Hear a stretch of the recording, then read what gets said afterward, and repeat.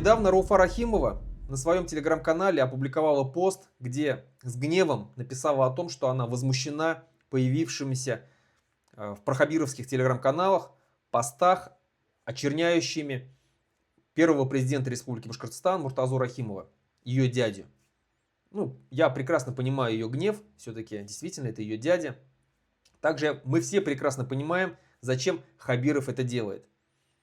Мы помним, все знают эту историю, что Муртаза Рахимов привел в политику, во власть Радия Хабирова, дал ему неограниченную власть тогда. Человек как воспользовался этой властью? Он начал воровать из бюджета республики, начал заниматься рейдерскими захватами различных предприятий Республики Башкортостан, начал продавать депутатские места.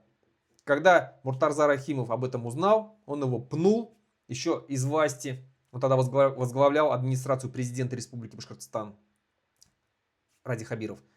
И завели на него тогда уголовное дело. Выгнали из Единой России, из партии. Спасся он только тогда, когда его вывезли в багажнике машины, автомобиля, и он уехал в Москву, где его Сурков и пригрел. Конечно, после этого он затаил обиду на Муртазу Рахимова и мстил ему долгие годы, интриговал против него, был одним из инициаторов смещения Муртазы Рахимова в 2010 году с поста президента Республики Башкортостан. И когда пришел он во власть, хоть и сделал вид, что он примирился с Муртазой Рахимовым, на самом деле он ему также долго мстил. Все это прекрасно знают. Все, кто в теме, как говорится. И Рауфе Рахимовой и его племянница Муртаза Рахимова тоже постоянно мстил. Постоянно ее преследовал, но и до сих пор преследует. Но и поэтому даже спустя 3 года как уже нет Муртазы Рахимова с нами, он умер, и он до сих пор продолжает преследовать его имя, продолжает очернять, доказывать, что при Муртазе Рахимовой жилось всем плохо, а вот при нем, при Хабирове, живется всем хорошо. На самом деле, конечно, реальность любой человек может понять и осознать, кто жил во времена Муртазы Рахимова и кто живет сейчас. То есть очевидная разница. Но не это меня заинтересовало в посте Рауфы Рахимовой. Здесь она вот что пишет, интересный такой момент есть. Недавно мне повстречался человек, близкий к Азату Бадранову. И он мне говорит: вы не думайте, Рауфа Гореевна, это не Бадранов придумывает. За всеми этими публикациями Бадранов стоит только как простой исполнитель. Дальше продолжает. Он мне сам признался, что он выполняет указания и только. Дальше Рауфа Рахимова пишет. Не верить этому человеку у меня нет оснований. Ну, таким образом, как бы Азат Бадранов хочет сказать, что вот, Рауфа Гореевна, вы не думайте, не только вы и все башкиры, все жители Республики Башкортостан, вы не думайте, вот я не такой плохой, я не такой негодяй. Я с уважением отношусь и к Муртазе Рахимову, и ко всем вам. Меня просто заставляют, и у меня нету выбора.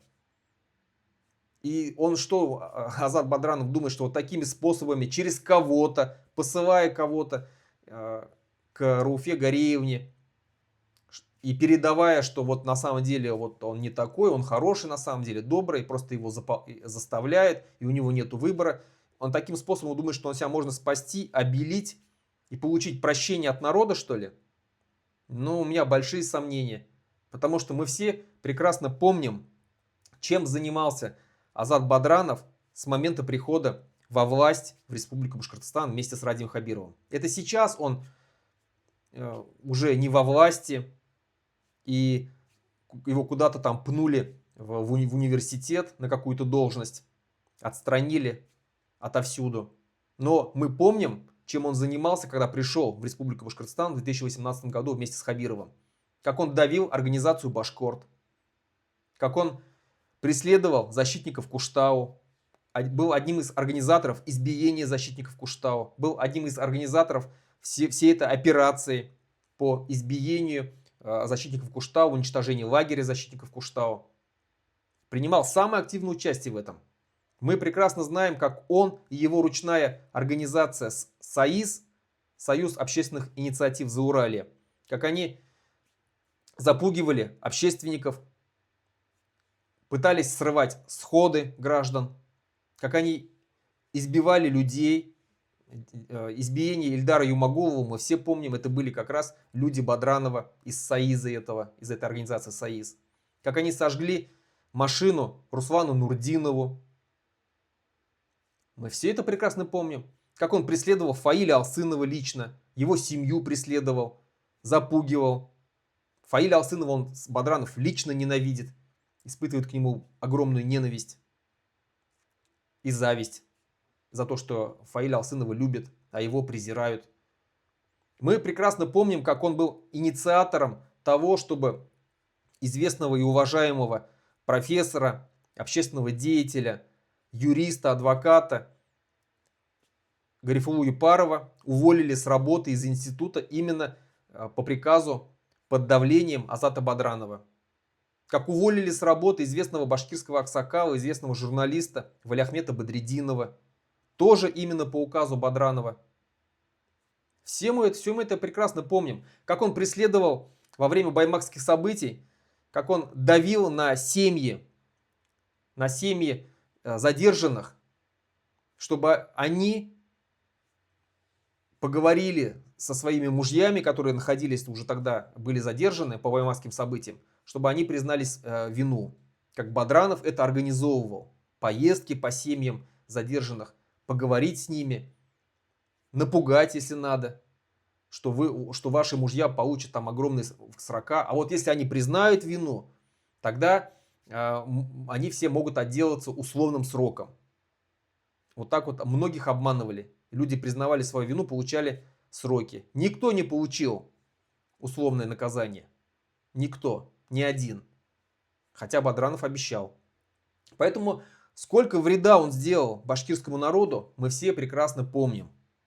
И вот так вот такими методами, типичными для Бадранова, вот такими из-под тишка, через кого-то передать, там, вы не думайте, я не такой, я на самом деле хороший. Так не работает, Азат. Это я к тебе обращаюсь.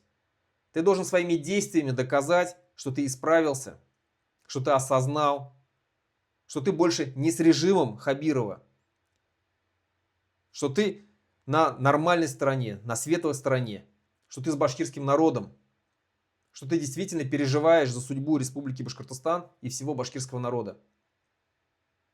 Действия нужны, реальные действия, а не вот так вот, как ты делаешь. Никто тебя не простит, потому что мы все помним, сколько вреда и зла ты причинил башкирам. Для того, чтобы заслужить прощение, ты должен доказать делами. Переходи на сторону народа. Встань против режима Хабирова, против путинского режима. Начни работать во благо башкирского народа, во благо Республики Башкортостан. Тогда, возможно, народ тебя простит. Ну а пока то, что ты делаешь, так не работает. Так прощения не заслуживают.